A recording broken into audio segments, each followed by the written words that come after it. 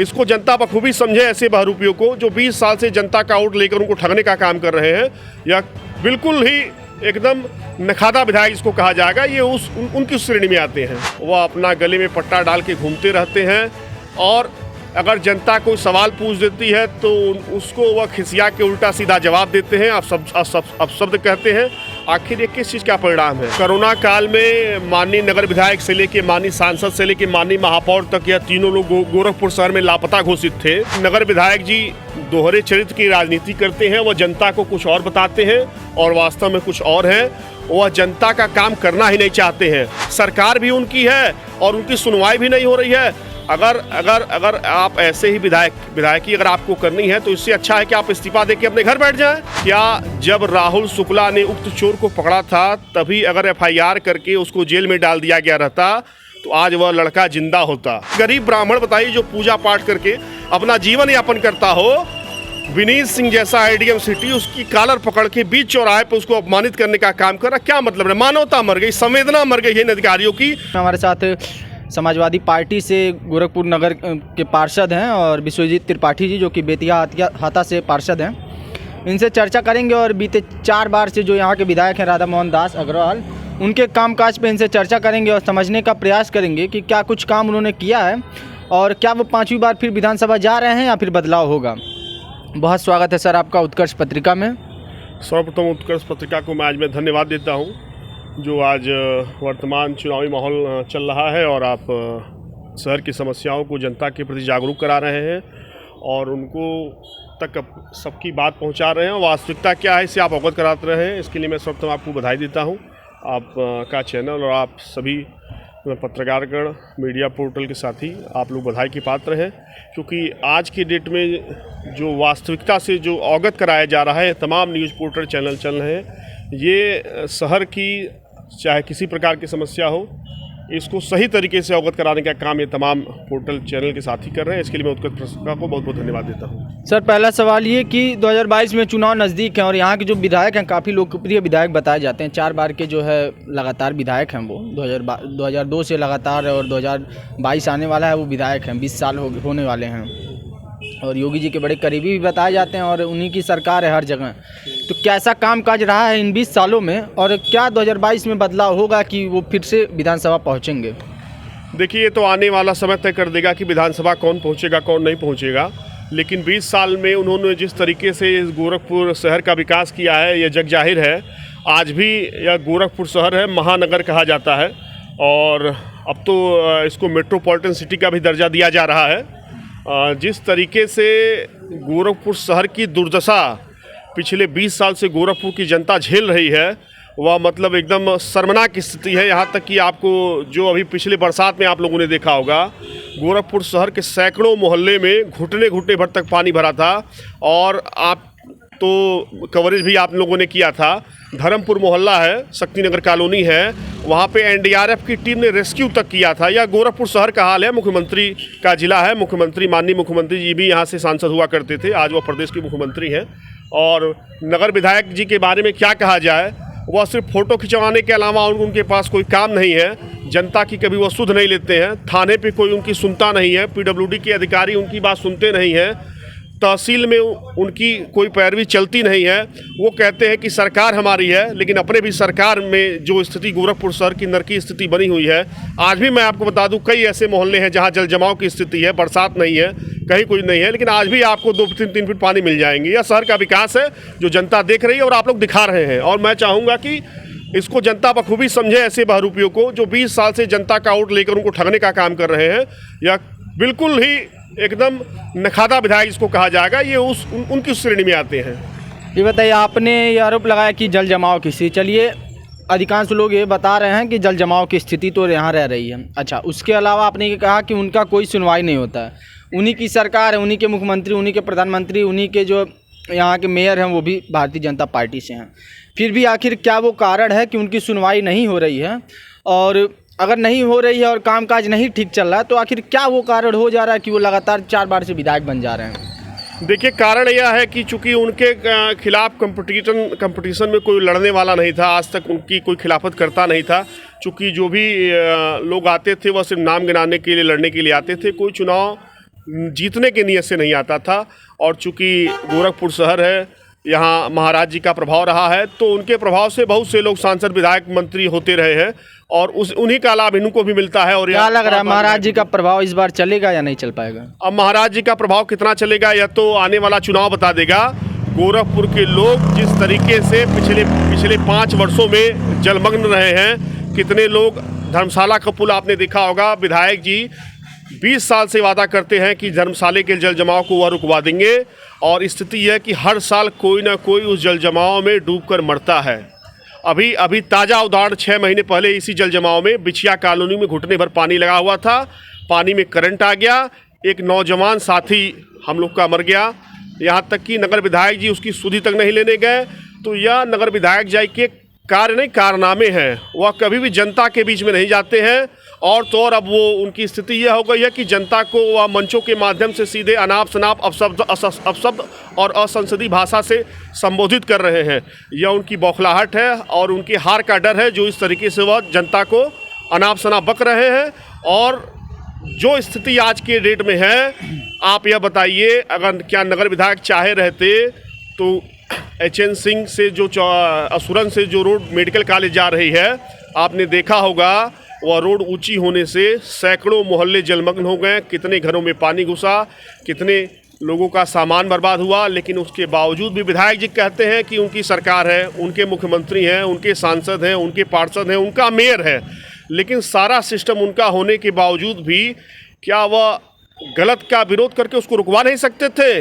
वह सिर्फ मौके पे जाते हैं, वो कहते हैं कि यह गलत हो रहा है, लेकिन किसी गलत काम को आज तक वह रुकवा नहीं पाए। स्थिति यह हुई कि HN सिंह की सड़क और नाले अन्य साइड की गलियों से 2-2, 3-3, 4-4 फीट तक उठा दिए गए, और उन गलियों के लोग जहां कभी पानी नहीं भरा था, वहां भी इस पिछले मतलब इस वर्ष बरसात में ऐतिहासिक पानी घुसा। मतलब ये हुई कि हाहाकार गोरखपुर में मच गया। लेकिन इससे नगर विधायक जी को कोई फर्क नहीं पड़ता है, वह अपना गले में पट्टा डाल के घूमते रहते हैं, और अगर जनता कोई सवाल पूछ देती है तो उसको वह खिसिया के उल्टा सीधा जवाब देते हैं, अपशब्द कहते हैं। आखिर ये किस चीज़ का परिणाम है?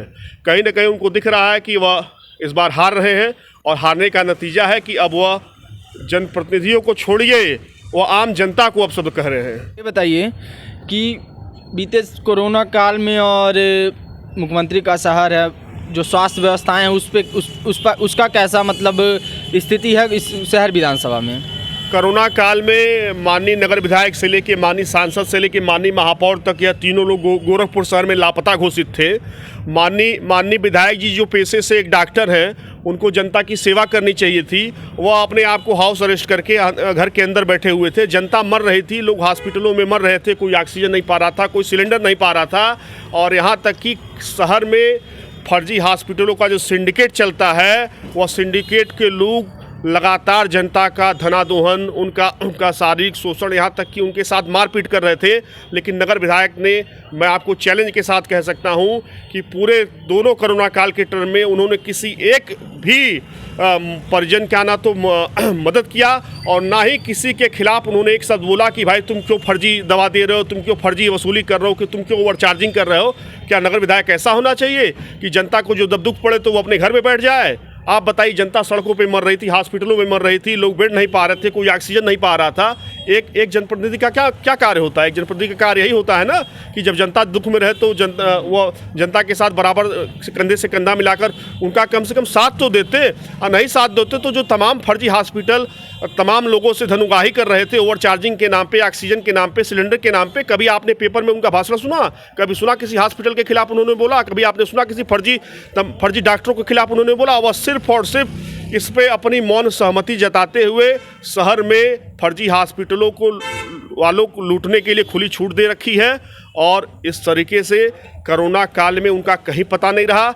और ये गोरखपुर मतलब मुख्य विधानसभा है, गोरखपुर के 9 विधानसभा सीटों में, और आप बड़ा आरोप लगा रहे हैं कि मौन की स्थिति है और उनका चल नहीं रहा, और कोरोना काल में जो स्वास्थ्य के मामले आप गिना रहे हैं कि उसमें बड़ा आरोप लगा रहे हैं। ये बताइए क्या दिक्कत हो जा रहा है कि मतलब एक विधायक हैं और उन्हीं की सरकार है, मुख्यमंत्री के इतने करीबी विधायक हैं, सबसे पुराने विधायक हैं मुख्यमंत्री के, फिर भी आखिर क्या ऐसा दिक्कत हो जा रहा है कि वो मतलब असमर्थता हो जा रही है या फिर काम ठीक से नहीं कर पा रहे देखिए, हैं? नगर विधायक जी दोहरे चरित्र की राजनीति करते हैं। वह जनता को कुछ और बताते हैं और वास्तव में कुछ और है।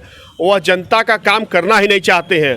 वो कहते हैं उनकी सरकार है, उनके सांसद हैं, उनका मेयर है, उनके मुख्यमंत्री हैं, उनके मंत्री हैं। अगर सारी व्यवस्थाएं उनकी हैं तो जनता और जनहित के मुद्दे पर वो चुप्पी क्यों साध लेते हैं? और रहा सवाल, अगर उनकी सरकार उनका नहीं सुन रही है तो क्या कभी नगर विधायक जी ने अपने सरकार के खिलाफ या अपने गलत सिस्टम के खिलाफ कभी बोलने की हिमाकत की? वो अगर इतना उनको अपनी सरकार से समस्या है तो क्यों नहीं वो सड़क पर उतरते हैं? क्यों नहीं वो जनता के साथ आते हैं, उनकी समस्याओं में भाग लेते हैं? सरकार भी उनकी है और उनकी सुनवाई भी नहीं हो रही है। अगर आप ऐसे ही विधायकी अगर आपको करनी है तो इससे अच्छा है कि आप इस्तीफा देके अपने घर बैठ जाएं। आप जनता के चुने हुए जनप्रतिनिधि और जनहित के मुद्दों पे कहते हैं कि सरकार मेरी नहीं सुन रही है। अगर आपकी सरकार नहीं सुन रही है तो आपको इस्तीफा देके घर बैठ जाना चाहिए। आप क्यों आखिर जनता को गुमराह कर रहे हैं? आप बार बार वोट मांगने भी जाएंगे और जनता को जब आवश्यकता पड़ेगी तो आप फरार हो जाएंगे। यहाँ पे एक आयातित सांसद भी रहते हैं जिनका नाम श्री रविकिशन शुक्ला जी है, माननीय रविकिशन शुक्ला जी है। बरसात के दिनों में आपने देखा होगा जनता उनके घर के सामने घुटने भर पानी में आंदोलन कर रही थी। सांसद जी कभी झांकने नहीं गए। जब सांसद का आवास, विधायक का आवास घुटने भर पानी में 5 साल डूबा रहता है तो जब यह अपना घर नहीं बचा पा रहे हैं तो जनता और आम आदमी की मदद क्या कर सकते हैं? सांसद जी तो हमको लगता है कि फ्लाइट से आते हैं और फ्लाइट से जाते हैं। उनको पता ही नहीं कि गोरखपुर में कितनी गलियां हैं, कितने कुच्चे हैं, कितने मोहल्ले हैं और उन गलियों की क्या स्थिति है कि आदमी अपने दैनिक जीवन के लिए भी अपने घर से नहीं निकल सकता है बरसात में। आपने देखा। अच्छा, ये बताइए कि कानून व्यवस्था की अगर बात करें तो कल के डेट में 2 दिन पहले मतलब 24 घंटे में ही 3 हत्याएं इस शहर में होती हैं। एक तो इस रामगढ़ ताल के निकट के क्षेत्र में ही एक युवक की हत्या कर दी जाती है। तो कहीं ना कहीं सरकार अभी कानपुर वाले मामले से उबर नहीं पाई थी। एक कानपुर के व्यापारी की हत्या हुई थी और फिर एक गोरखपुर के ऊपर एक धब्बा हम कह सकते हैं कि लग गया कि मतलब योगी जी जहां कहते हैं और उनकी सरकार कहती है कि जो है गुंडों से मुक्ति कर रहे हैं और हमारी जो सरकार है वो गुंडागर्दी ख़त्म कर रही है, लेकिन जो दृश्य है उनके शहर में ही कुछ और सामने आ रहा है। 3 हत्याएँ हो जाती हैं। देखिए, अगर आप इस सरकार में लॉ एंड ऑर्डर की बात करिएगा तो यह सरकार लॉ एंड ऑर्डर में पूरी तरह फेल है। राहुल शुक्ला नाम का एक लड़का था, यही तारामंडल रामगढ़ ताल के पास का रहने वाला था। उसके घर में कुछ दिन पूर्व कोई एक चोर घुसता है। उसकी शिकायत वो तत्काल थाने पे करता है। उस समय थानेदार जगत नारायण उर्फ नगद नारायण सिंह SHO रहते हैं। वह राहुल शुक्ला की तहरीर पे FIR लिख के उस हत्यारोपी को जेल भेजना चाहिए था, लेकिन जगत नारायण सिंह ने आज जिस राहुल शुक्ला की हत्या हो गई उस हत्यारे से ज़बरदस्ती दबाव बना के राहुल शुक्ला के मामले को मैनेज करा दिया।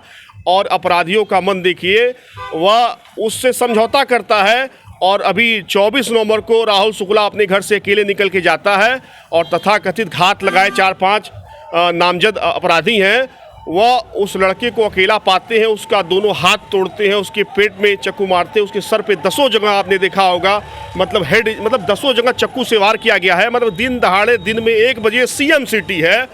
मतलब CM सिटी आप सोच सकते हैं कि मतलब जब CM सिटी में ही कोई लॉ एंड ऑर्डर का कोई मतलब नहीं रह गया, कानून का कोई मतलब नहीं रह गया, मैनेज गेम चल रहा है। आप मुझे इस बात का जवाब दे दीजिएगा और उन तथाकथित हमारे सांसद, विधायक और अधिकारियों से भी पूछ लीजिएगा, क्या जब राहुल शुक्ला ने उक्त चोर को पकड़ा था तभी अगर FIR करके उसको जेल में डाल दिया गया रहता तो आज वह लड़का जिंदा होता। आप इनकी हैसियत अपराधियों पे कार्रवाई करने की नहीं है। यह सिर्फ पैसा लेके मैनेज कराते हैं और बाद में जब कोई घटना बड़ी हो जाती है तो कल जिस तरीके से ADM सिटी ने राहुल शुक्ला के पिता महेंद्र शुक्ला, चाचा, उनके भाई राहुल शुक्ला को जिस तरीके से कॉलर पकड़ के बेइज्जत करने का काम किया, मतलब एक तो अगला पीड़ित है, अगले के नौजवान लड़का मर गया और शहर के अधिकारी वह अपनी आप इन अधिकारियों से न्याय की भी मांग नहीं कर सकते हैं, वो भी गुहार नहीं लगा सकते हैं। एक ADM स्तर का अधिकारी कॉलर पकड़ के 20 सड़क चौराहे पे उनको अपमानित करने का काम किया और अपमानित करने के पीछे उनका सिर्फ यह मकसद यही था कि यह घटना माननीय मुख्यमंत्री तक ना जाए और जल्दी से जल्दी लाश को जला के मामले की लीपापोती कर दी जाए। आप बताइए लॉ एंड ऑर्डर कहाँ है? और रहा सवाल, मेरी बात आप और सुन लीजिए, आप पत्रकार हैं, आपको और लोगों से भी सवाल करना चाहिए। आदरणीय सांसद जी, 48 घंटे से ज़्यादा होने जा रहा है, कोई सत्ता पक्ष का जनप्रतिनिधि ना तो उसकी कोई सुध लिया, न उससे पूछने गया। यहाँ लोग बड़े बड़े नेता बनते हैं, कहते हैं कि गोरखपुर में लॉ एंड ऑर्डर बड़ा अच्छा है। मैं पूछता हूँ लॉ एंड ऑर्डर आपका कहाँ गया?